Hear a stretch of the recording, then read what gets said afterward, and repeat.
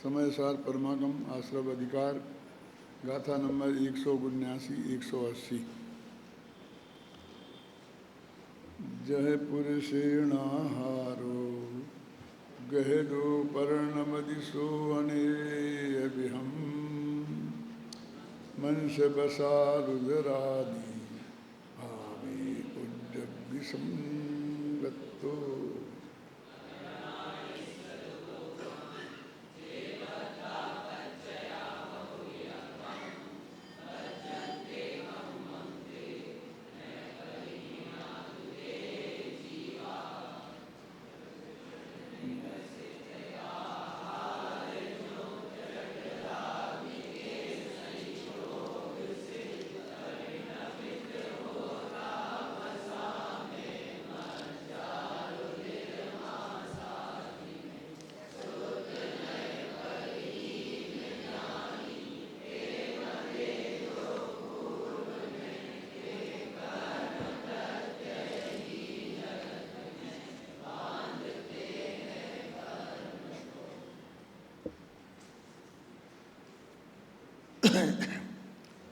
जिस तरह देखो अंत में निष्कर्ष दे रहे हैं, इस अधिकार की अंतिम गाथाएं हैं।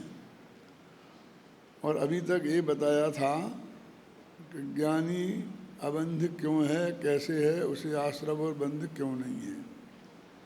अब चूंकि आश्रव अधिकार है उसका समापन कर रहे हैं, तो कहते आश्रव आखिर होता कैसे है, उसका निष्कर्ष में वो गाथाएं हैं।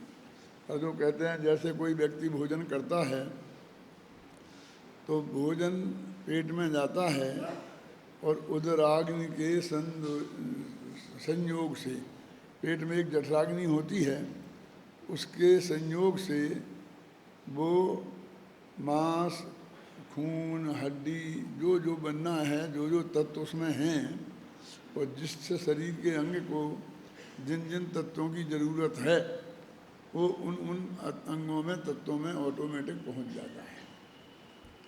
उदराग्नि के संयोग से वे नए ज्ञानावरणादि कर्म यानी कर्माण वर्णाएँ कर्म रूप से परिणमित होकर और वहाँ पुराना जो कर्म शरीर है ना, वहाँ उससे जाके बंध जाती हैं। तो ये ऐसा क्यों कहा कि वो भोजन, अब एक ही भोजन में ऐसी चीज़ भी है, कैल्शियम है, जिसकी ज़रूरत हड्डी को है। उसमें जो जो खून को, कोई चीज़ की खून में कमी हो, लोहा, तो लोहे के खून को ज़रूरत है, लोहा खून में पहुंच जाएगा, वो सब पहुंच जाता है। ये कहना चाहते हैं कि जो वो कर्म बनते हैं, वो कर्म अंदर भी 8 ही कर्म हैं। ज्ञानावरणी है, दर्शनावरणी है, 148 प्रकृतियाँ हैं, और इनमें भी आकर एक लौट का लौट आता है, तो फिर उसे बंटवारा होता है, वो इसे प्रकृति बंध कहते हैं। तो कहते हैं इसमें जो ज्ञानावरण के लायक वर्गणाएँ हैं वो जाके ज्ञानावरणी कर्म में मिल जाती हैं। ये भी आप शायद नहीं जानते होंगे कि ये कर्माण वर्गणाएँ भी अंतर्गत भी भेद अलग है। ज्ञानावरणी की अलग है, दर्शनावरणी की अलग है, वो बहुत डिटेल है। और उस लौट में वे सब आती हैं, और वो ज्ञानावरण की जो कर्माण वर्गणाएँ हैं वो ज्ञानावरण में अपने पहुँच जाती हैं। जैसे उसमें वो शरीर में हड्डी है, तो हड्डी कैल्शियम की बनी हुई है, और उसे कम पड़ जाए तो और कैल्शियम की ज़रूरत है। तो भोजन में जो कैल्शियम होता है वो हड्डी आकर्षित कर लेती है उसे, और वो हड्डी को आकर्षित होता है और वो हड्डी में पहुँच जाता है। ऐसे वो कर्म पहुँच जाते हैं अपने आप। अब हमारा तो कुछ योगदान उसमें है नहीं, कि है तुम्हारा उदराग्नि के संयोग से। जैसा वो भोजन में सब चीज़ें हैं, और जो जठराग्नि है ये अपनी शास्त्रीय भाषा है पुरानी आयुर्वेद की। अब आजकल तो ऐसा मानते हैं डॉक्टर लोग कि हमारा जो आमाशय में भोजन जाता है ना, स्टमक में, तो वहाँ पर जाके बहुत सी ग्लैंड्स होती हैं, वो अपना अपना रस छोड़ती हैं। खासकर एसिड होता है, एसिड, जैसे एसिडिटी बोलते हैं ना, वो एसिड जाकर उससे मिलता है, उससे भोजन को तोड़ता है। वो दूध को कैसे तोड़ता है, तो एकदम छेना बना देता है दूध का, है ना। ऐसे ही सब अनाजों को, इनको सबको वो जो जाते हैं ना हमारे कई तरह के, वो उसे तोड़ करके फिर एकदम ऐसा एक लौट बना देते हैं कि जिसमें हर चीज़ें, हर अंग अपना अपना तरीके से ले सकता है। तो जठराग्नि के संयोग से, उसे जठराग्नि कहते हैं आयुर्वेद में। तो ऐसे ही कहते हैं कि ये ज्ञानावरणी आदि कर्म नए, पुराने ज्ञानावरण आदि कर्मों से बनते हैं, लेकिन क्या देखो दूसरा पन, नए पर ज्ञानी के नए परहीना जीवा, नए से रहित जो ज्ञानी जीव हैं उनके, ये कोई जठराग्नि के संयोग के लिए उन्होंने बताया कि जो जीव हैं जो शुद्ध नए से च्युत हो गए हैं, ऐसे जो जीव हैं तो उनके भावों के निमित्त से, भाव माने मिथ्यात्व और अनंतानुबंधी कसाएं, इनके निमित्त से जठराग्नि की जगह ये हैं, और वो नए पुराने कर्म नए कर्मों से बन जाते हैं। जो हमारे पास भोजन जाता है वो जठराग्नि से नहीं बनता है, जो पुराने उसके भाई बंधु वहाँ हैं, कैल्शियम है तो कैल्शियम से, हड्डी से, वो उससे बनता है, बनता तो उससे है, लेकिन जठराग्नि उसमें निमित्त है। ऐसे आत्मा के वे परिणाम उसमें निमित्त हैं। अब वो कहते हैं पूर्व कर्म के उदय के निमित्त से वो नए कर्म बनते हैं। अब वो निमित्त कह दिया ना उसे, तो कहते वे काय के निमित्त, उनसे तो बंध रहे ये जा कर के, तो कहते हैं कि ये और आपने राग के बिना बनते नहीं हैं। तो इसके तो ये कहते हैं कि वे उन्हें निमित्त बने, तो उनके निमित्त बनने के निमित्त ये हैं मोहरागदेश के परिणाम, निमित्त तत्व के निमित्त, जो शुरू में बात की थी ना, वो वहीं ये बात आ गई। बाकी तो इसमें आप पढ़ लेना, ज़्यादा माल है नहीं, इतनी सी बात है। दो बातें बहुत महत्वपूर्ण हैं जो आपकी इस किताब में लिखी हैं, निकालो आप पेज नंबर 70।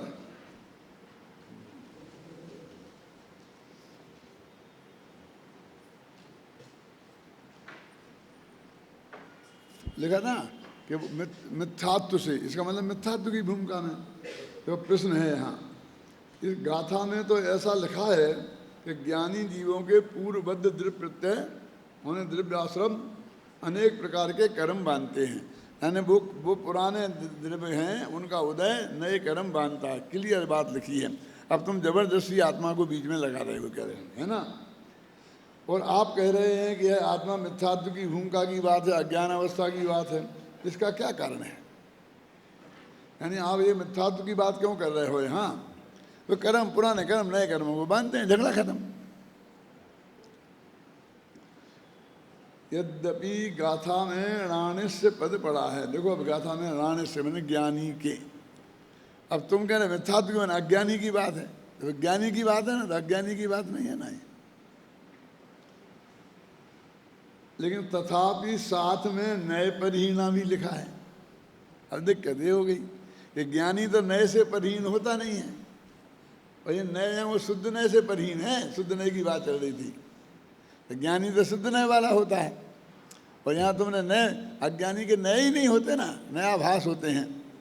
तो नए परहीना लिखा है, यहाँ ज्ञानी भी लिखा है और नए परहीना भी लिखा है। ये झगड़े की जड़ है जो अपन खास समझने का है।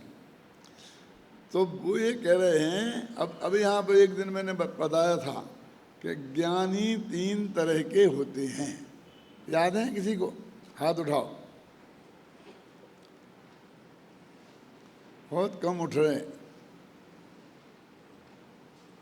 कोई बात नहीं है, मैं बताता हूँ, अब अपने अपने ज्ञान से देख लेना कि एक तो जिनमें ज्ञान है वे ज्ञानी, निगोदिया भी ज्ञानी है क्योंकि वो ज्ञान है, और पुद्गल है उसमें ज्ञान नहीं है इसलिए वो अज्ञानी है।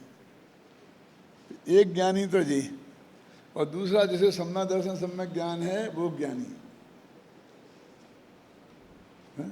और तीसरा केवल ज्ञानी ज्ञानी। तो दूसरा सम्यक दृष्टि ज्ञानी और मिथ्या दृष्टि अज्ञानी, और केवल ज्ञानी ज्ञानी और 12वें गुणस्थान तक के अज्ञानी हैं। आचार्य भी लिखते हैं ना कि भाई मैं ज़्यादा नहीं समझता हूँ, अज्ञान की वजह, बस यदि कोई गलती हो जाए तो सुधार करके पढ़ना, है ना। तो वे कौन सा अज्ञान की बात करते हैं? वो जो केवल ज्ञान वाला ज्ञान है वो मेरे को नहीं है।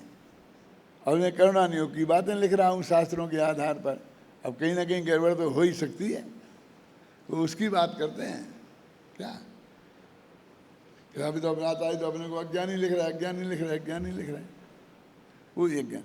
तो ये कहते हैं कि यहाँ पर ज्ञानी माने वो अज्ञानी है जो अनादि से लेकर अनंत काल तक जिसमें ज्ञान है वो ज्ञानी, और जिसमें ज्ञान नहीं है ऐसा धर्म अधर्म आकाश और काल अज्ञानी, ये लेना। ये कहते हैं राण का अर्थ ये लेना, क्योंकि शुद्ध परिहीना, नए से परिहीन लिखा है, क्योंकि दूसरे नंबर का ज्ञानी और तीसरे नंबर का ज्ञानी वो तो नए से परिहीन होते नहीं हैं। एक बात समझ नहीं ना। अतः यहाँ ज्ञानी शब्द का अर्थ सामान्य जीव ही लेना। ज्ञानी शब्द के दो अर्थ हो सकते हैं, यहाँ दो लिखे, मैंने तीन बता दिया आपको। जिसमें सम्यक ज्ञान हो वे ज्ञानी, एक अर्थ तो यह है, और दूसरा यह है कि जिसमें ज्ञान हो, चेतनता हो, वह ज्ञानी जीव। यद्यपि यहाँ ज्ञानी का अर्थ सम्यक ज्ञानी नहीं, सामान्य ज्ञानी अर्थात जीव लिया जा सकता है, तथापि ऐसा जीव लेना अभीष्ट है। अब ये नई बात है कि जो पहले सम्यक ज्ञानी था और फिर मिथ्या ज्ञानी लेना है, वो अनादि वाला नहीं लेना।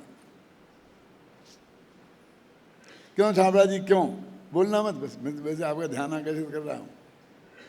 बुलवाना होगा तो विद्यार्थियों से बुलवा लूँगा।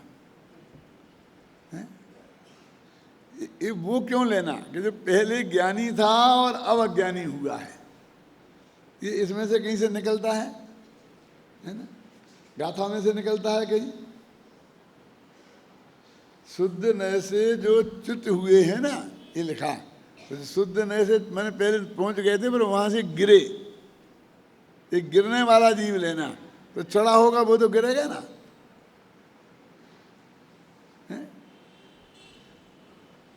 शुद्ध नए से परहीन, नए से परहीन, पहले नए वाला था और बाद में गिरा है। देखो इसमें लिखा है सब। ये कहाँ पढ़ रहे थे अपन? जब जब यहाँ अज्ञानी जीव ही अपेक्षित है तो फिर ज्ञानी पद का प्रयोग ही क्यों किया गया, जो हमें भ्रम पैदा होता है ना। कहते क्योंकि यहाँ अज्ञानी लेना है, क्योंकि यहाँ ऐसा अज्ञानी लेना है जो पहले ज्ञानी था और बाद में शुद्ध नए से च्युत होकर अज्ञानी हुआ। समझे ना। आचार्य जयसेन की तात्पर्य टीका में एकदम स्पष्ट शब्दों में लिखा है कि यहाँ ज्ञानी शब्द का अर्थ चैतन्य लक्षण वाला अज्ञानी जीव लेना। क्लियर, विवेकी ज्ञानी जीव नहीं। इन गाथाओं वो तो हो गया बात। अब देखो अपने इतने दिनों से पाठ कर रहे थे ना, वो जिसमें इस कलश का भी अपन पाठ कर ही रहे थे। फिर ये बात ख्याल में आ रही थी कि अपन को इन गाथाओं का भी पाठ कर रहे थे, नहीं आ रही थी ना। अब दोबारा पाठ करो तो आनी चाहिए। मेरा मतलब समझ गए ना। तब तो हम इसकी स्टडी कहलाएगी, तब तो अध्ययन कहलाएगा, और तब वो पाठ करने का सही लाभ होगा। हम इसलिए पाठ करवाते हैं, 10 दिन तक लगातार आपने पाठ किया तो ना सही अकलंक निकलंक, लेकिन 10 दफे पाठ करने से तो कुछ ना कुछ रह ही जाएगा ना। याद नहीं होगी तो नहीं सही, लेकिन ये कहीं परिचित हैं। क्यों? ये हमने पहले गाथाएं पढ़ी हैं, ऐसा तो लगेगा ही ना, लगना चाहिए ना। अपने साथ होता है ना कि साहब मुझे पहचाना, कि ध्यान तो नहीं आ रहा लेकिन ऐसा जरूर लग रहा है कहीं देखा है आपको। क्यों? पहचान के कितनी प्रकार हैं। एक तो नाम सहित परिचय सहित पूरा बता देना, और आप विद्वान हैं और आप इसके विशेषज्ञ हैं और ये हैं और इतने संपन्न हैं, सारा परिचय जानना, इसको भी जानना बोलते हैं। क्यों? और अकेला नाम जानना, इसको भी जानना बोलते हैं। और नाम नहीं जानना, अकेला भाई फेस जानना, इसको भी जानना बोलते हैं। क्यों? और कहीं देखा है, इसको भी जानना बोलते हैं। नहीं जान, ये सब जानने के भेद हैं, नहीं जानने के भेद नहीं हैं। तो इस तरह से ये गाथाएं यहाँ हुई हैं, और अब ये पूरे अधिकार का कलश में दे देते हैं। मैं ये अधिकार समाप्त हो गया। तो 2 अंत के कलश रह जाएंगे तो, नहीं तो अभी कोशिश करते हैं पूरे कर दें और कल से फिर अपन संवर अधिकार चलाएं।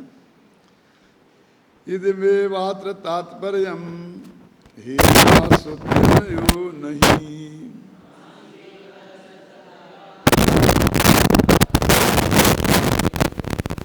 इस कथन का सार यह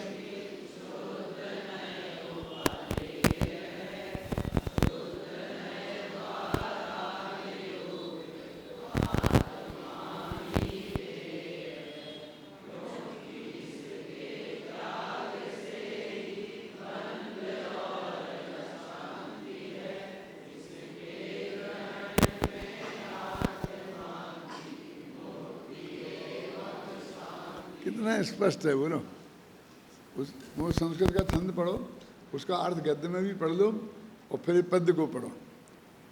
देखो ऊपर तो सिर्फ इतना ही है, शुद्ध नए त्याग नहीं है। इसका ये तात्पर्य है कि शुद्ध नए त्याग नहीं है। यहाँ पर ने 2 पंक्तियों में लिखा कि शुद्ध नए उपादेय है और इसके द्वारा निरूपित जो भगवान आत्मा है वो ध्येय है। अब ये सब भर्ती का है, लेकिन भर्ती का है तो भर्ती का मतलब नकली माल नहीं है, है ना?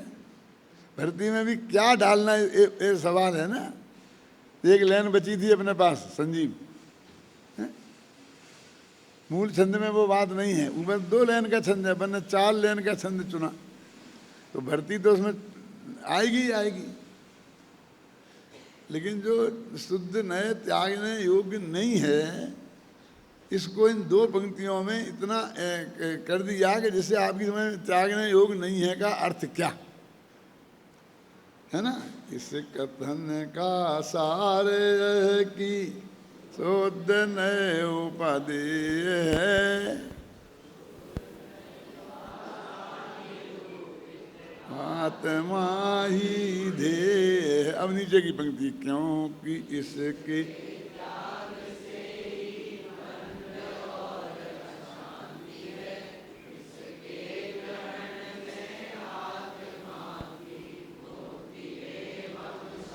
यहाँ भी 1 लाइन का अर्थ 2 लाइन में किया है, तो यहाँ भी भर्ती के शब्द तो होंगे ना।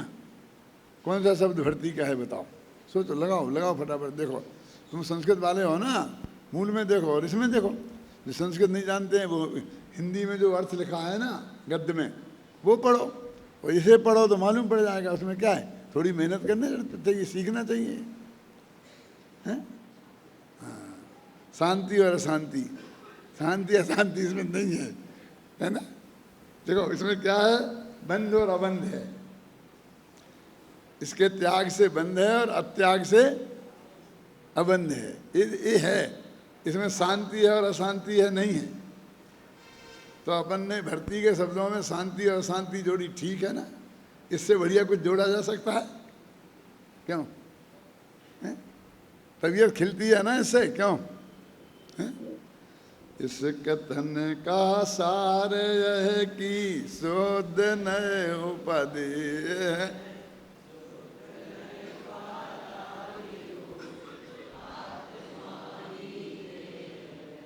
क्योंकि इसके त्याग से ही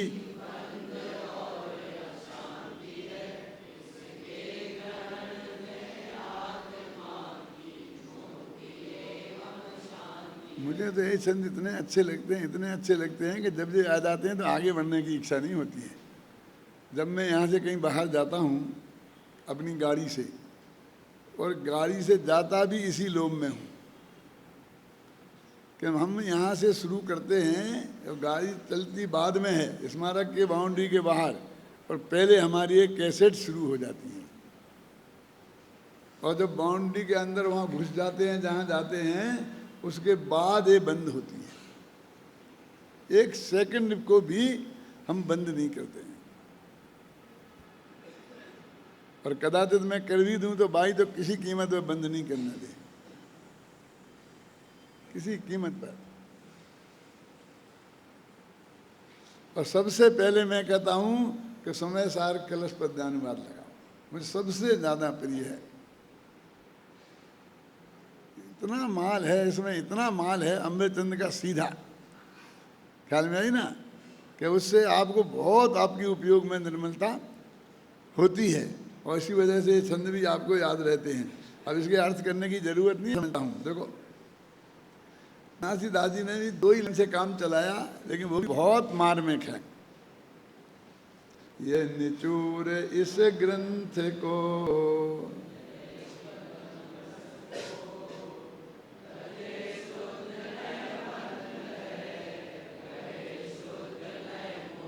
क्या फर्क है बोलो, अपने अपने पद्यानुवाद में इसमें क्या फर्क है? देखो क्यों, कोई फर्क नहीं है ना। वो फर्क जिसको दिख रहा हो वो हाथ उठाए। अरे बहुत बड़ा फर्क है। हमने तो ये लिखा था, इस कथन का सार है कि जो अभी प्रकरण चल रहा है आश्रम अधिकार का, इसका ये सार है। और ये तो बनारसी दास जी तो कहते हैं यह निचोड़ इस ग्रंथ का, ये तो कहते पूरे ग्रंथ का सार है। क्या अंदर समझ में आया कि नहीं आया? है? खोजा इस तरह सोच, माथा मारा करे, कुछ निकालो तो गलती कहाँ गलती है कुछ। वो गलती में भी कुछ मजा है कि नहीं है? वो गलती भी की है तो क्यों की है? अपने कहावत है ना कि बनिया कहीं झुका है तो वैसे ही नहीं झुका है, कहीं गिरा, वहाँ कुछ ना कुछ माल होगा। समझ में आया ना? वो नहीं तो झुक नहीं सकता है। तो यदि उसमें कहीं ना कुछ परिवर्तन है तो उसमें भी कहीं कुछ माल होगा। उस माल को खोजने की कोशिश करो, बनिए हो ना। इसलिए देखो ये निचोड़ इस ग्रंथ का, ये तो पहली गाथा से के 415 गाथा तक का निचोड़ बता रहे हैं। तो ये बनारसी दास के सामने तो अपना पद्यानुवाद था नहीं, इसलिए उनसे तो अपन कोई शिकायत नहीं कर सकते।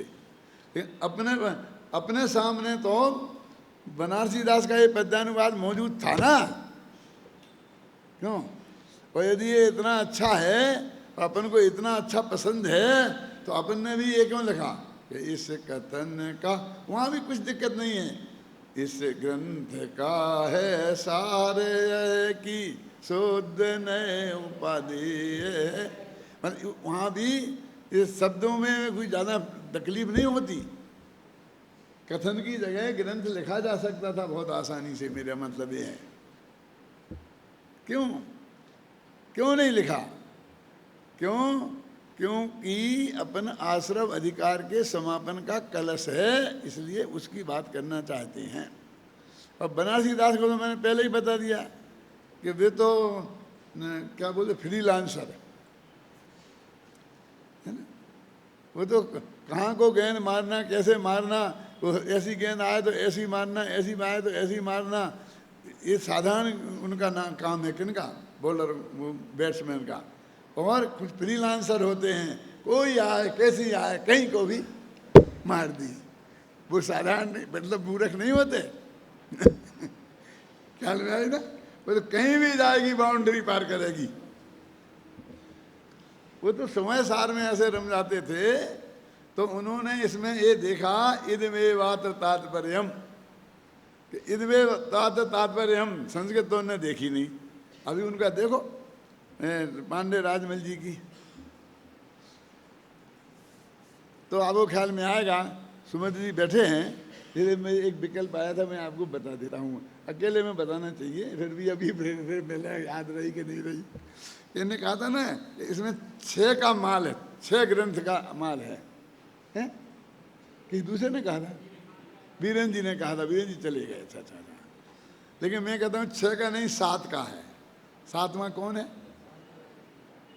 पांडे राजमल जी। देखो मुझे मतलब की बात याद रही, नाम भले ही याद नहीं रहा कि किसने कहा था। मैं कोशिश करता हूँ सबके ही सुनता रहता हूँ जितना मुझे कोई ज़रूरत पड़ती है। तो मैंने अपने ऑफिस के कमरे में जहाँ बैठता हूँ उसमें भी स्पीकर लगा रखा है और अपने बेडरूम में भी स्पीकर लगा रखा है। तो मैं दोनों जगह उसे चालू ही रखता हूँ, बंद करता ही नहीं हूँ, तो सुनता रहता हूँ। तो मुझे उस वक्त विकल्प आया था कि भाई ये पांडे राजमल जी भी इतनी महत्वपूर्ण बातें हैं कि बनारसी दास तो उन पर ही डिपेंड करते हैं। हाँ सहजानंद एक आध जगह लिया है। कहाँ लिया है आप बता सकता है कोई? हाथ उठाओ। हैं? कहाँ लिया है सहजानंद जी का? सहजानंद जी मैंने मनोहर लाल जी बर्नी का। वो इसलिए ये एक उनमें ही मिला वो मुझे, और किसी में नहीं मिला। इसलिए पूरी 415 गाथाओं का अनुशीलन लिखा, और हर गाथा में भी उनका मैंने देखा है, लेकिन और कोई चीज़ मुझे नहीं लगी कि मैं उसे कोट करूं, लेकिन वो चीज़ अन्यत्र कहीं नहीं थी। बताओ क्या है? चौथी पांचवी यही गाथाओं में है। हैं? हाँ कहते हैं एक कौन सा शब्द है ये मैं बताता हूँ। एक ये पहली दूसरी तीसरी गाथा बोलो ना तो उसमें आता है। पहली दूसरी तीसरी में भी है। वो कौन से लिखा है जो मैंने लिखा है उनका कोड करके,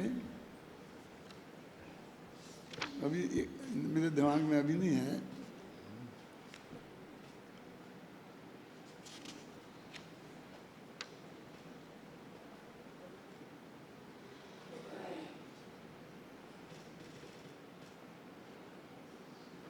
जैसे कौन सा आत्मा है और उस आत्मा का अर्थ मैंने वो किया है, वो उसकी जगह दूसरी जगह नहीं था। सू की गाथाओं में ही है। 13-14 बता रहे हैं। अब वो तो हो गई, लेकिन दूसरा जो शब्द है जो दूसरी जगह नहीं है वो है एक बहुत बढ़िया शब्द है उन्होंने जो किया है। बता दूंगा कभी। वो उसका मैंने पहले कोट किया है। अब ये पहला भाग है नहीं यहाँ। एक बहुत बढ़िया शब्द है उन्होंने जो मूल आचार्य की टीका में है, और उसका जो उन्होंने अर्थ किया है वो बहुत अच्छा मार्मिक अर्थ है। कभी अब देखो अपने पास समय है अभी 20 मिनट है मेरे ख्याल से, है ना? तो अपन ये दोनों कलश और पूरे करते हैं जैसे कल अपन संवर अधिकार पे पहुंच जाएं।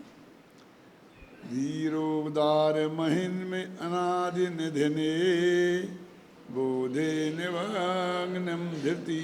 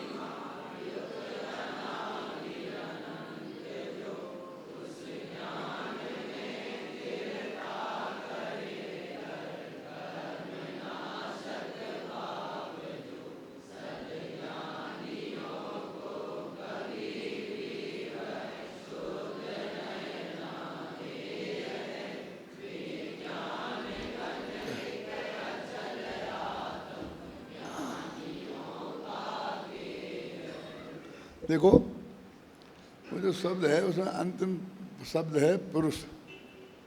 जो वो उनने जो अर्थ किया है ना उसमें पुरुष शब्द है, और आगे एक 4 अक्षर का और है।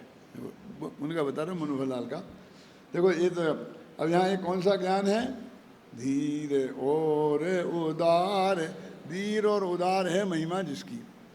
ये धीर उदार का तो अर्थ मैंने पहले लिखा है। देखो नायक 4 तरह के होते हैं। नायक समझते किसे बोलते हैं? हीरो। हीरो जैसे आपके सिनेमा में हीरो होते हैं, हीरोइन होती हैं, ऐसे महाकाव्यों में नायक और नायिका होते हैं। जो भी ये महाकाव्य लिखे जाते हैं तो उनमें 4 नायक होते हैं। नायक 4 प्रकार के होते हैं।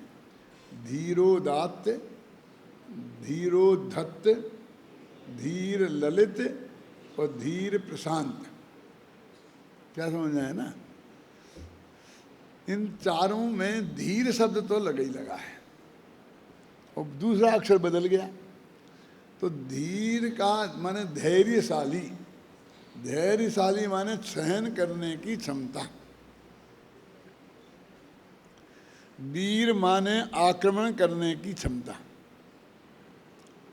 बोलते धीर वीर। अब कोई आदमी लड़ता है, जैसे मान लीजिए मुक्केबाज हैं, तो वो जो मुक्के मारता है सामने वाले को, उसके कारण उसे वीर कहते हैं। और फिर सामने वाले के मुक्के खाता है उसे, उसके कारण फिर वो घबराए नहीं, उसे धीर बोलते हैं।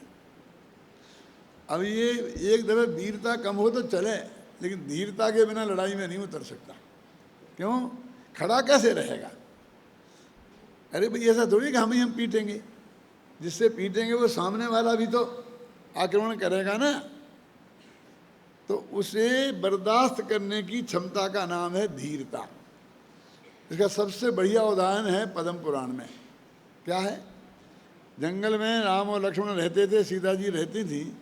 तो भोजन करने की व्यवस्था का कुछ काम करना हो तो शहर में जाना पड़े कहीं आसपास के गांव में, तो वो काम बेचारा कौन था?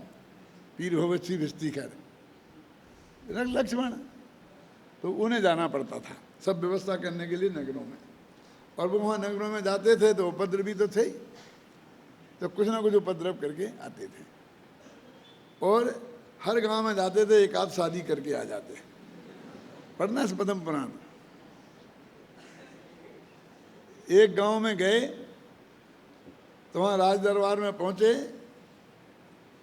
वहाँ कोई ऐसी लड़की मड़की थी कि जिसने प्रतिज्ञा कर रखी थी तो मेरे बार सहेगा, जो ऐसा होगा, जो मेरे से जीत जाएगा, ऐसा हो, जो कुछ भी होगा डिटेल। फिर वहाँ जब वे गए तो उन्होंने ललकारा और सब झुका। तो वहाँ सारे एकदम ऐसा ललकारा सारी सभा को कि एकदम उत्तेजित हो गई सभा। राजा ने आज्ञा दे दी कि इसे मार दो। सारे सैनिक आगे सामने, उनने सामने वालों ने मारा उसे। तो ऐसा लिखा है उसमें पद्म पुराण में कि एक बाण आया तो उसने ऐसा हाथ से पकड़ लिया, दूसरा आया तो इस हाथ से पकड़ लिया, तीसरा आया तो यहाँ से पकड़ लिया, चौथा आया तो यहाँ से पकड़ लिया, पांचवा आया तो यहाँ से पकड़ लिया, छठवां आया तो यहाँ से दाब लिया। बाणों की वर्षा हो रही थी। सातवां आया तो दांतों से दाब लिया। अब नहीं दबता तो क्या? ये देख के ही सब दंग रह गए, इसे कौन लड़ेगा इससे। उसे मारने का मौका ही नहीं आया और राजा ने अपनी कन्या की शादी उसके साथ कर दी। और वो क्या करते थे, अभी वहाँ तो साथ में तो ले नहीं जा सकते थे, हैं? तो वो कहते भाई तुम यहीं रहे, और मैं जब पहुँचूँगा 14 वर्ष बाद अयोध्या तब तुमको ले जाएंगे। फिर बाद में उनने सब इकट्ठी करी। तुम हंसते हो, पढ़ना। ये धीरता का सर्वोत्कृष्ट उदाहरण है जो मेरे ध्यान, समझ गए ना, माने सहन करने की क्षमता। तो इसलिए ये चारों प्रकार के नायकों में धीरता तो होनी ही चाहिए। इसलिए धीरोदात्त, धीर ललित, धीर प्रशांत और धीरोद्धत। अब ये चार बदल गए। तो धीर और उदार, उदार मान उदारता भी हो और धैर्य भी हो। जीत लिया अपन ने, फिर जाओ तुम्ही को राज दिया, तुम ही संभालना, बस तुम मेरा अन्न स्वीकार करो। ये उदारता का परिणाम है ना, धीरोदात्त। अब धीर उद्धत, धीर तो है और उद्दंड है। बहुत मतलब समझे ना, इसे मार दो, इसे कर दो, नहीं कुछ नहीं, इसको जेल में डाल दो, ये कर दो, वो कर दो, वो धीरोद्धत है। आप समझे ना, धीरोदार, जो चक्रवर्ती वगैरह सब धीरोदार होते हैं, ऐसे होते हैं ना, वहीं का सौंपते चले जाते हैं। धीर उद्दंड, क्योंकि रावण को ऐसा माना जाता है कि धीर और उद्दंड था। और धीर और ललित, धीर है लेकिन शौक, मन शौक वाला है। इसके श्री कृष्ण को माना जाता है। कौन? धीर और ललित। और धीर और प्रशांत किसको माना जाता है? महावीर को। धीर धैर्य भी है और शांत भी है। कितना ही उपसर्ग आए और उस धैर्य के बिना तो बर्दाश्त कर ही नहीं सकता है, लेकिन शांति भंग नहीं होती है। तो समझ गए, ये चार उदाहरणों से आप समझ गए कि चार प्रकार के नायक होते हैं। यहाँ पर इसका नाम है नाटक समयसार। तो नाटक में नायक तो होता ही होता है। तो यहाँ नायक कौन है? ज्ञान, ज्ञान नायक है। ज्ञान नायक है। और वो कैसा नायक है? तो धीरोदात्त है। पहले जगह से पढ़ना, पहले कलश से जहाँ से मंगा, धीरोदात्त धीरोदार, यहाँ दात, वहाँ दात आ गया जैसे जरूरत हुई। यानी ये जो ज्ञान है ये धीरोदार्थ नायक है। धैर्य भी है और ज्ञान में उदारता भी है। क्या? अनंत प्रतिकूल गेयों को जानते हुए भी जिसमें चित्त में अशांति नहीं होती।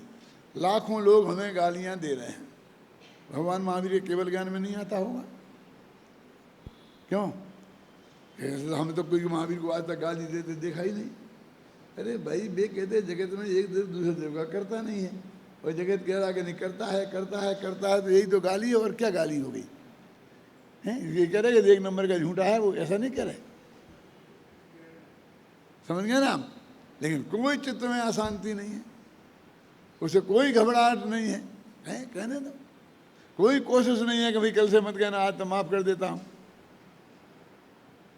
समझ गए ना? तो ये कहते धीरोदात है महिमा जिसकी, ऐसे अनादि निधने निमग्न धीर्तिम बोधे।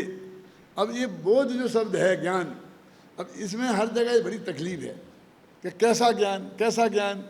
तो कोई तो केवल ज्ञान लेता है इसका अर्थ, कोई सम्यक ज्ञान लेता है। अब कहाँ किसको लेना, तो उसके जो बाकी विशेषण दिए हैं उनसे छांट कर निकालना पड़ता है। ख्याल में है ना? इसमें लिखा है देखो, इस प्रकार इस कलश में, ये तो यह है ना, धीर और उदार महिमा वाले अनादि निधन ज्ञान में स्थिरता करता हुआ। कौन अनादि निधन लिखा भैया? क्यों? तो कौन सा ज्ञान होगा जी? ज्ञान के तीन अर्थ होते हैं, एक त्रिकाली ध्रुव भगवान आत्मा, एक सम्यक ज्ञान और ये केवल ज्ञान। त्रिकाली होगा। क्यों बोलते हैं जल्दी? हमारे विद्यार्थियों को बोलने सुनो शांति से।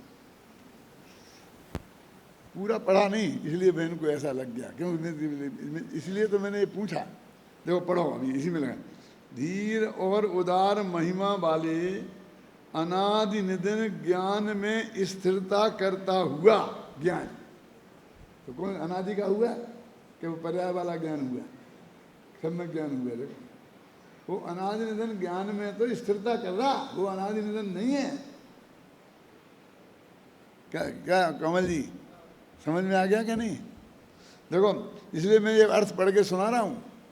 धीर और उदार महिमा वाले अनादि निधन ज्ञान में स्थिरता करता हुआ समस्त कर्मों के समूह को नष्ट करने वाला शुद्ध नय, ये शुद्ध नय वाला ज्ञान है। यहाँ कर्ता शुद्ध नय है, वो अनादि निधन आत्मा करता नहीं है। कर्ता जानते हैं? कर्ता कर्म किया, एक वाक्य बनता है ना, तो एक कर्ता होता है। तो यहाँ वो शुद्ध नय का कर्ता है, वो है नहीं है। ख्याल में है ना? शुद्ध नय धर्मात्मा ज्ञानी पुरुषों द्वारा कभी भी छोड़ने योग्य नहीं है। तो आप समझ, ये तो उस ज्ञान की महिमा बताई है कि उस ज्ञान में ये जो ज्ञान ठहरा है उस ज्ञान की महिमा है। क्योंकि शुद्ध नय में स्थित पुरुष बाहर निकलती हुई अपनी ज्ञान किरणों के समूह को अल्पकाल में ही समेटकर पूर्ण ज्ञान घन पुंज रूप जो भगवान आत्मा एक अचल शांत तेज पुंज को देखते हैं, अनुभव करते हैं। वो ज्ञान जो अंदर में, वो जो ज्ञान है त्रिकाली ध्रुव, उसको जो देखने जानने वाला ज्ञान है, ऐसा ज्ञान को मैं नमस्कार करता हूँ। आप सुने ना, ये महिमा है। छंद में, हिंदी के छंद में क्लियर है, पढ़ो आप। धीर और उदार महिमा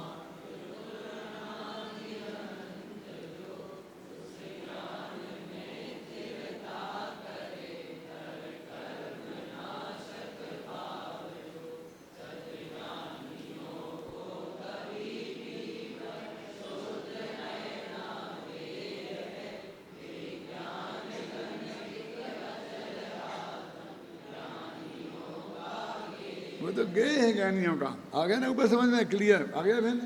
क्लियर हुआ कि नहीं हुआ? जो मैंने देखो, अनादि अनंत जो उस ज्ञान में स्थिरता करे और कर्मनाशक है जो भाव, वो भाव वो कौन है? शुद्ध नय। सदज्ञानियों को वो कभी भी है नहीं है। और विज्ञान घन जो एक अचल आत्म है, वो तो उस ज्ञान का ज्ञेय है ना? आगे अब दूसरा कलश पढ़ते हैं, खत्म करना है ना? चलो पढ़ो। रागादीनां जगति विगमात् सर्वतोप्याश्रवाणाम्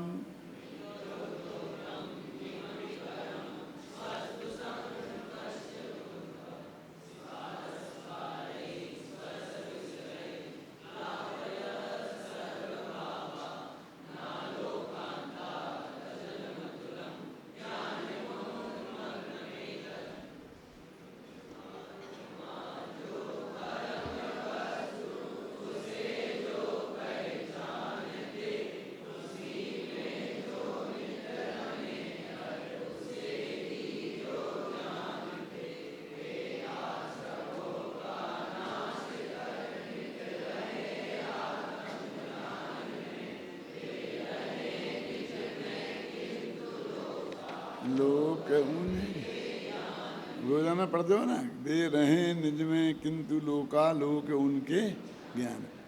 वे अपने में रहते हैं और लोका लोक उनके ज्ञान में रहता है। कहाँ है ये? सकल गे ज्ञाय कि तदपि निजानंद रसलीन। वे जो जिनेंद्र हैं वो निज में रहे, माने निजानंद रसलीन, निज में रहे। और सकल गे ज्ञायक माने लोकालोक उनके ज्ञान में है। वे रहें निज में किंतु लोकालोक जिनके ज्ञान में, उनके ज्ञान में लोकालोक रहता है। वे कोई लोकालोक को जानने नहीं जाते हैं, वे तो अपने में मगन रहते हैं, अपने से बाहर निकलते ही नहीं हैं। ऐसे वे भगवान सदा ही उदित परमात्म वस्तु को अंतरंग में देखने वाले पुरुष को रागादि आश्रव भावों का शीघ्र ही सर्व प्रकार से नाश होने से सर्वलोकालोक को जानने वाला अनंतानंत विस्तार को प्राप्त ज्ञान सदा अचल रहता है। प्रकट होने के बाद ज्यों का त्यों बना रहता है, चलायमान नहीं रहता है।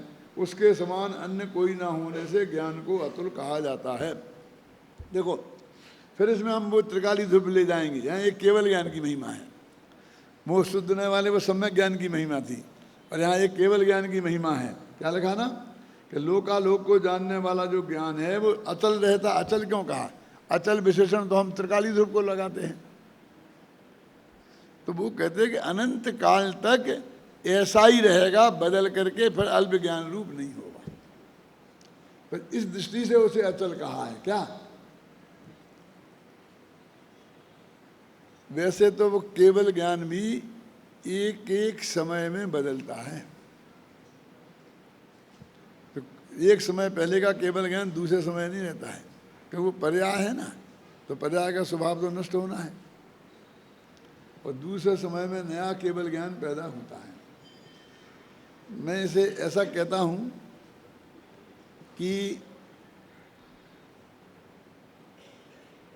अपना जो जरा समझना, अपना जो ज्ञान है अभी अपने पर्याय में प्रकट एक समय का क्षण बढ़ती ज्ञान है, उसमें इतनी ताकत है, शनि पंचेंद्रिय है ना अपन, कि उससे आत्मा जाना जा सकता है ना। अब उस ज्ञान को हम सारे जगत को, जिसके जानने से कोई लाभ नहीं है, और उसके जानने में बर्बाद कर रहे हैं। क्यों? अब इसको सरल करना हो तो हमारे पास 100 रुपया है। अब उस 100 रुपये में 2 समय सार खरीदे जा सकते हैं। एक आप अपने पास पढ़ने को रखो, एक पत्नी को दे दो आराम से, कितना बड़ा काम हो सकता है। क्यों? और दोनों जने बैठ के स्वाध्याय करो। ऐसे 100-100 के नोटों को तुमने कितनी कितनी चीज़ों के खरीदने में आज तक बर्बाद किया है। सिनेमा देखने गए तो 100 का नोट तो बर्बाद किया ही, और साथ में 3 घंटे बर्बाद किए। अब और क्या क्या चीज़ें, पान खा लिया, तो वो जो भी, मुझे ज़्यादा पता नहीं क्या क्या करते हैं, आप अपना अपना अंदाज़ लगा लेना। ये इतनी कितनी कीमती संपत्ति है कि उससे क्या खरीदा जा सकता था, और आपने क्या खरीदा है, कितनी बर्बादी की, उसकी आप कल्पना कर। अब ये उदाहरण हुआ सिद्धांत कि जिससे भगवान आत्मा जाना जा सकता है, जिस ज्ञान पर्याय से, उस ज्ञान पर्याय में तुमने क्या क्या जाना, क्या है? समझ गया? कितनी गंदी गंदी गंदी चीजें जानी, और उस ज्ञान पर्याय को तूने किस तरह से नासमझी से बर्बाद किया। तो हमने कितनी बर्बादी की है, इस पर दो आंसू बहाने की जरूरत है कि नहीं है? लेकिन घबराने की जरूरत नहीं है बेटा। क्यों? कितनी ही बर्बादी क्यों ना की हो हमने, लेकिन जितना ज्ञान आत्मा को जानने के लिए चाहिए वो भाग्य से अभी हमारे पास बचा है। क्या? अरबों की संपत्ति हमारे पास थी, 100 गाड़ियां थी, 10 बंगले थे, ये थे, सब लुट गया। लेकिन भाग्य से एक बंगला, एक गाड़ी, खाने के लिए रोटियों का इंतजाम अभी है, चिंता करने की जरूरत नहीं। कितना बर्बाद किया उसको मत रो। रोगे तो क्या होगा बोलो सनत कुमार जी? कि ये जो तुम्हारे समय में ज्ञान की पर्याय है वर्तमान में, उसको जानने में बर्बाद हो जाएगी। जो बर्बाद हुआ वो तो हुआ, लेकिन जो अभी बर्बाद नहीं हुआ और है, जिससे तुम्हारा काम हो सकता है, वो भी उसी को ज्ञान ज्ञेय बना लेगी। कौन?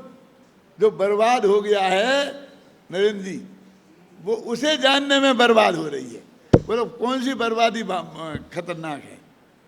जो बर्बाद हो गया वो, जो तो अभी तेरे पास मौजूद है वो। यानी उस आत्मा का ज्ञान कर ले, इतना ज्ञान तेरे पास प्रति समय मौजूद है, कितना बर्बाद हुआ उसे क्यों रोता है? हैं? अब उसे उपभोग करना, कोई कमी तो आई नहीं है। तू एक ही गाड़ी में बैठता था, एक ही बंगले में रहता था, एक ही बेडरूम में सोता था, एक ही फोन करता था, वो सब मौजूद है। और अमेरिका में तो ये नियम है, आपके पास कितना ही कर्जा हो, लेकिन कुर्की भी हो जाए तो ये चीज़ कोई कुर्की नहीं कर सकता। वो रहने का मकान, बैठने की गाड़ी, जो उसकी देने का आवश्यकता की चीज़ें हैं ना, उसमें कोई हाथ नहीं लगा सकता। नियम है कानून से। अरबों का कर्जा हमारा तुम्हारे ऊपर है, और उतने साजों को तुम ले लो, उसमें नहीं ले सकते ज़्यादा। और रात के 11 बजे बाद तुम फोन नहीं कर सकते। वो तुमने उसकी नींद खराब कर दी, इस पे तुम पे दावा करेगा, और वो दावा करोड़ों डॉलर का होगा। तुम उसे डिस्टर्ब नहीं कर सकते। हमारे करोड़ों रुपये बाकी हैं तो होंगे, करो, दोपहर में करो, तगादा करना है करो, अदालत में जाओ, कुछ भी करो। आप समझ ना, उसकी लाइफ को डिस्टर्ब नहीं कर सकते। तो तुम्हारे पास है ना कौन सा वो ज्ञान जिससे आत्मा जाना जा सकता, और कोई तुम्हें डिस्टर्ब नहीं कर सकता। वो तुम्हारे पास कानून अधिकार प्राप्त है। काय को रो रहे हो? जो गया उसके लिए, उसे वर्तमान की ज्ञान की संपत्ति, उसे क्यों बर्बाद कर रहे हो? वो शुद्ध न, उससे च्युत हुए तो अशांति है, बंद है, और उसमें रहे तो शांति है और मुक्ति है। बोलो बस खत्म। अब वो चीज़ तो तुम्हारे पास है, कितना बर्बाद हुआ उसे क्यों रोना? अब हम क्या करें साहब? अब ये वर्तमान का भी बर्बाद हो गया। बोलो प्रकाशन जी, अब क्या करें? अब तो रोएं कि नहीं, रोने की जरूरत नहीं है। कि क्यों नहीं है? कि वो गया तो जाने दो, अगले समय फिर वो नया पैदा होगा। ख्याल में आई ना? बैंक में तुम्हारे पैसे जमा हैं और तुम्हारे लिए 100 रुपया रोज का खर्चा है, तो 100 रुपया रोज तुम्हें नए मिलेंगे। तुम उसे बर्बाद नहीं कर सकते। तुम कितनी बर्बादी पे उतरो। क्या बाप कह गया कि ये एफडी है, इसको साला ये तोड़ा नहीं सकता मेरा बेटा, बस इसका ब्याज इसे दे देना। ये भगवान आत्मा में जो ज्ञान की पर्याय, उसे तुम बर्बाद, अगले समय फिर आएगी कि बाबी बर्बाद हो गई, कि हो जान दे, अगले समय फिर आएगी। लेकिन बहुत अनलिमिटेड काल तक ऐसा ही करता रहेगा, तो ये जो सूक्ष्म ज्ञान है ना, आत्मा को जानने लायक, वो एक दिन चला जाएगा और 4 गति और 84 लाख योनियों में भटकेगा, ना मालूम कहाँ कहाँ जाएगा। इसकी कल्पना कर ले। जो बर्बाद हो गया उसके लिए मत रो। जो है उसे संभाल। मरे बेटे की बड़ी बड़ी आंखें सबको दिखती हैं, अरे जो भी छोटी आंखों वाला है पहले उसे संभाल, बड़े बेटे को क्यों रोती है? वो तो मर गया, अब उसे क्या होने वाला है उसके बारे में एक समय भी सोचना समय और शक्ति को बर्बाद करना है। क्यों? जो बचा है उसे संभाल। सभी लोग अपने उपयोग को संभालने के लिए उस त्रिकाली ध्रुव को संभालें उपयोग के द्वारा और अपना कल्याण करें इस भावना के साथ में।